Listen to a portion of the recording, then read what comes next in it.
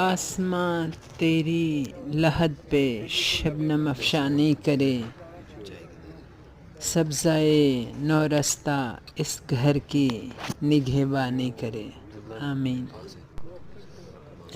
علم کی سنجیدہ گفتاری، بڑھاپے کا شعور، دنیوی اعزاز کی شوکت، جوانی کا غرور، زندگی کی اوج گاہوں سے اتر آتے ہیں ہم، صحبت مادر میں طفل سادہ رہ جاتے ہیں ہم، بے تکلف خندہ زن ہیں، فکر سے آزاد ہیں، پھر اسی کھوئے ہوئے فردوس میں آباد ہیں۔